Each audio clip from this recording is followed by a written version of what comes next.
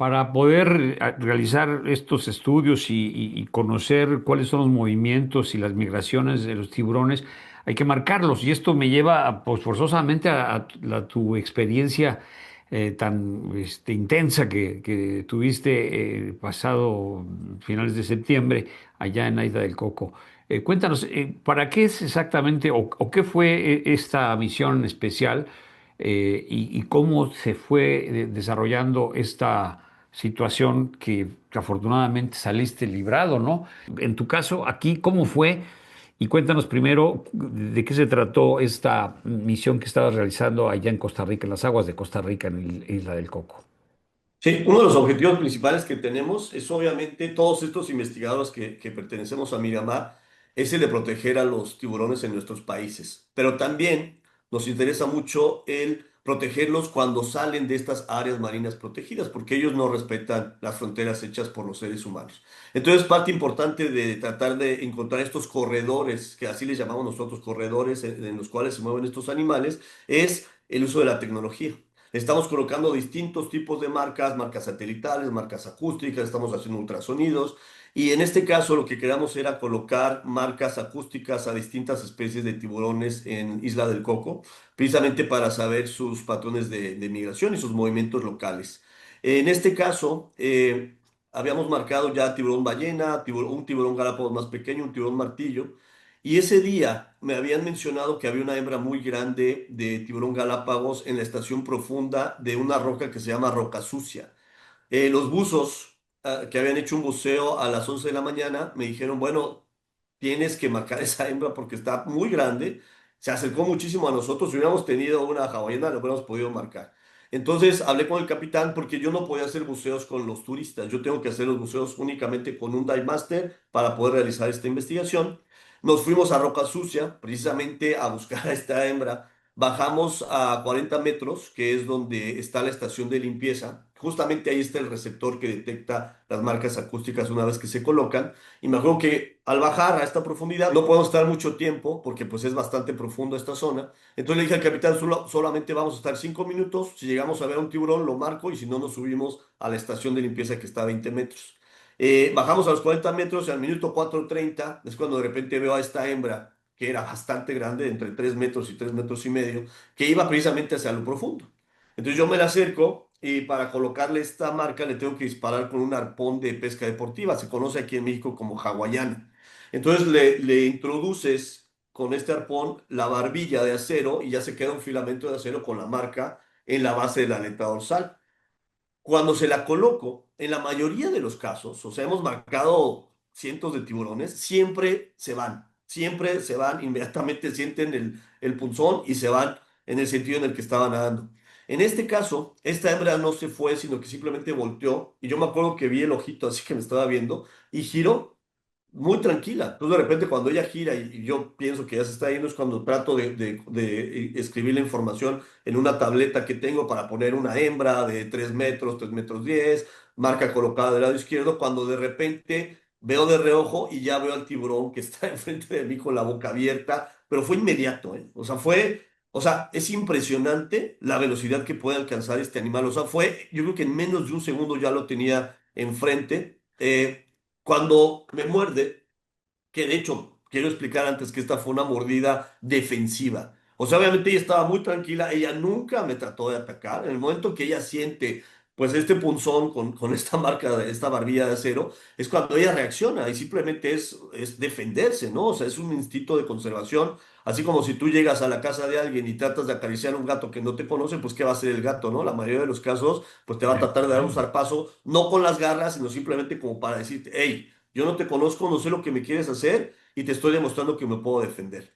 Entonces, también para ahondar más en esto, de explicar que no fue un ataque, ella me pone la mandíbula inferior aquí y la mandíbula superior en la parte de arriba, porque de hecho tengo 5 laceraciones en el cuero cabelludo, pero ella simplemente cerró la boca y la abrió. O sea, fue en menos de un segundo. O sea, yo estuve dentro de su boca, ella sentí la presión y luego me soltó inmediatamente, o sea, para que vean que no fue un ataque, fue Pues, simplemente pues, el decirme, ¿sabes qué? Te estoy demostrando que me puedo defender, no quiero pelear, pero si quieres pelear, pues peleamos, ¿no? Oye, la máscara te la quitó y tu conexión con el oxígeno, ¿cómo fue?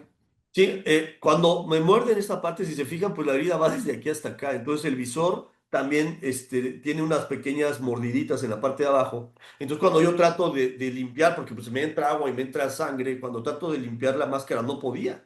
Y no me había dado cuenta que era porque pues precisamente tenía estas aperturas en la parte de abajo y entraba el agua, entonces yo no podía ver.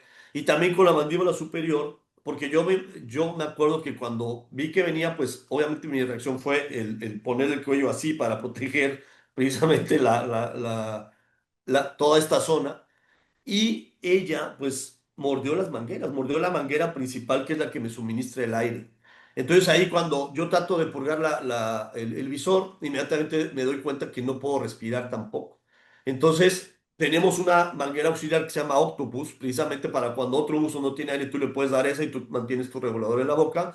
Lo alcancé, me lo puse y ¿Tu estaba compañero dando a aire. qué distancia estaba con el que venías buceando? Yo a él, sinceramente, ya no supe porque yo inmediatamente que bajé, él estaba atrás de mí y cuando marco al tiburón, pues es cuando ocurre todo esto, entonces yo no supe a qué distancia estaba de mí.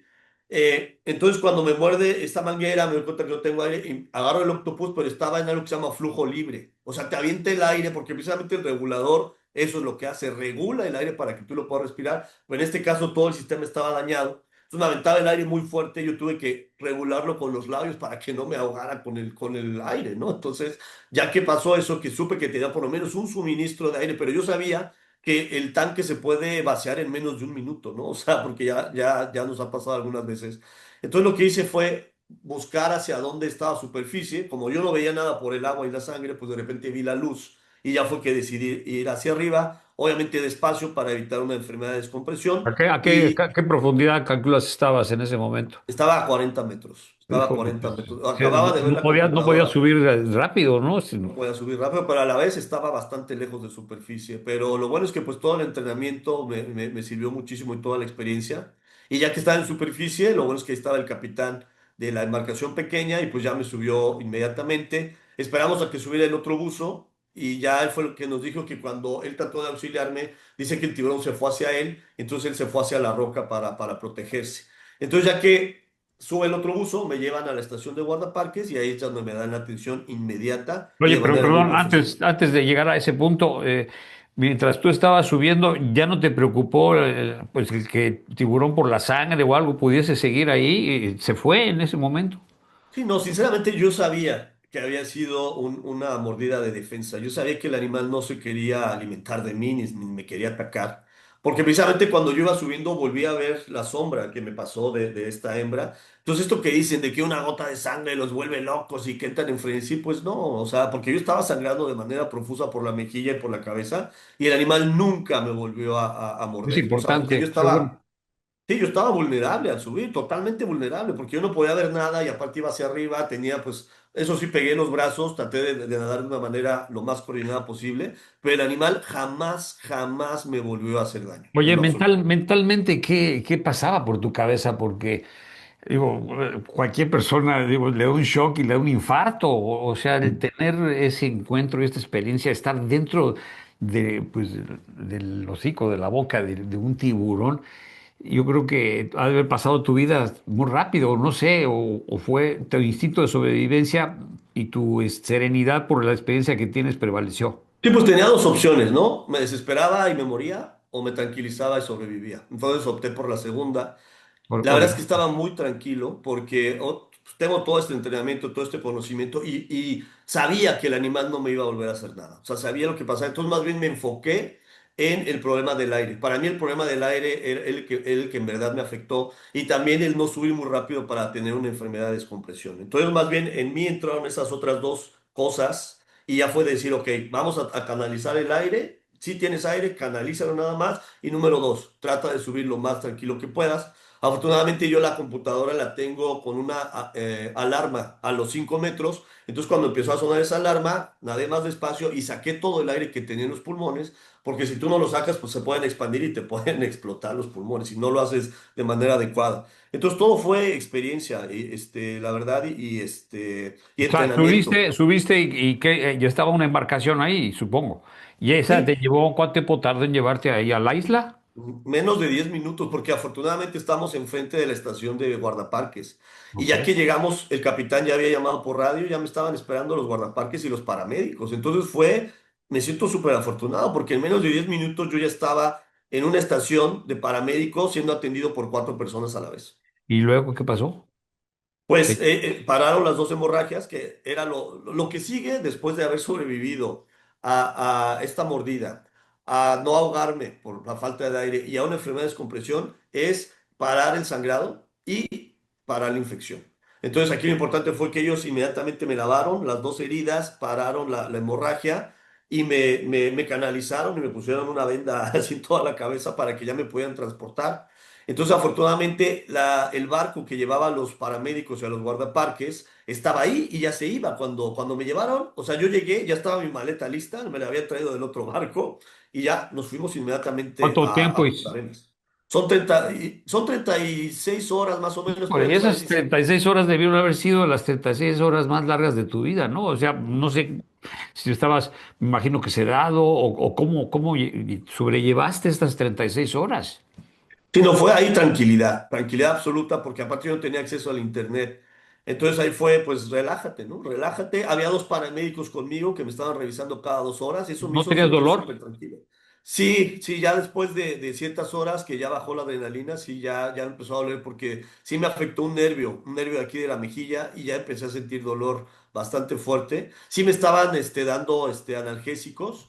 Entonces eso ayudó mucho, ¿no? Pero sí, sí fueron bastantes horas de estar ahí pues pensando miles de cosas, ¿no? Porque a mí lo que más me preocupaba era que hubiera una imagen negativa acerca de los tiburones, porque yo no sabía qué es lo que se iba a dar a conocer acerca del incidente, y obviamente esa era mi máxima preocupación. Yo no quería que 30 años de mi vida que he dedicado a proteger y a conservar a los tiburones se fueran por el inodoro porque alguien pensara que me habían atacado. Y de hecho, ya que llegué a Costa Rica, pues me percaté de que todas las noticias eran ataque, ataque, ataque, ataque, ataque. Entonces ahí más bien ya enfoqué toda mi energía en quitar esa idea y en explicar qué es lo que había ocurrido.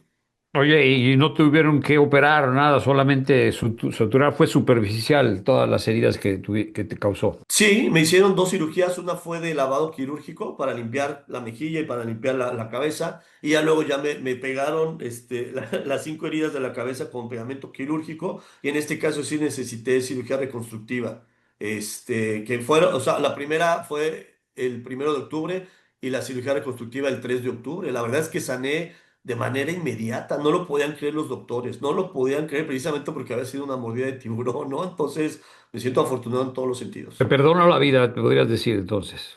Totalmente, totalmente. Sí, nosotros, James y yo, hemos visto cómo se alimentan los tiburones. O sea, cuando ellos muerden, giran, porque aparte de que ellos no tienen la mandíbula pegada al cráneo, la pueden proyectar, cierran y entonces giran para quitar todo el tejido y alimentarse. Y en este caso, ella simplemente me agarró y me soltó. O sea, ella pudo haber acabado con mi vida y no lo hizo. Mauricio, si existe la posibilidad de un reencuentro con esa hembra de tiburón, porque, bueno, me imagino que con la marca sabes dónde está. Y si eso ocurre o no, Sí, totalmente, no me encantaría verla, pues de hecho tenemos el código de la marca y pues fue colocada justo enfrente de un receptor que tiene nuestro colega el doctor Randall Arauz. Entonces sí, justamente me gustaría escribirle para decirle que cuándo va a sacar los receptores, porque sí me gustaría saber cómo se movió. Y para contestar a la pregunta si me gustaría encontrármela, por supuesto que sí, ¿no? Que es como un caso de estudio muy interesante, porque fueron tantos factores a la vez con los que a los cuales me enfrenté que estaría muy bien como si escribir de manera muy detallada cuáles fueron los pasos para sobrevivir, ¿no? Muchas veces en nuestro entrenamiento siempre nos han dicho cuando buceas, si tienes algún incidente que tienes que parar. Es alto, piensa y actúa. Si tú actúas antes de pensar, puede haber un accidente, puede haber un incidente, ¿no? Entonces, siento que sí sería muy importante que yo le diera esta información a toda la gente, sobre todo a los buzos y a los que trabajan con tiburones, para precisamente tratar de evitar algún incidente en el futuro, ¿no? Hay muchas cosas muy interesantes acerca de lo que pasó. Una de ellas que nunca había pensado es que también las mangueras, son muy débiles, o sea, deberíamos de tener una protección, sobre todo los que trabajamos con tiburones, para evitar que vuelva a ocurrir algo así. También muchos me decían que debería de haber tenido un regulador balanceado, que esa es una muy buena idea, porque en el momento que tú tienes un regulador balanceado, aunque falle la manguera principal, el octopus se mantiene bien. Vamos a estar difundiendo también en las redes fragmentos de este programa. Y mientras agradecemos, como siempre, a Cabo Mil el espacio aquí en La Mira. Y también, gracias, Justo Couto. Buenas noches, que le vaya muy bien. Y también en cabovisión.tv, en YouTube, ahí lo puede ver. Nos vemos la próxima semana.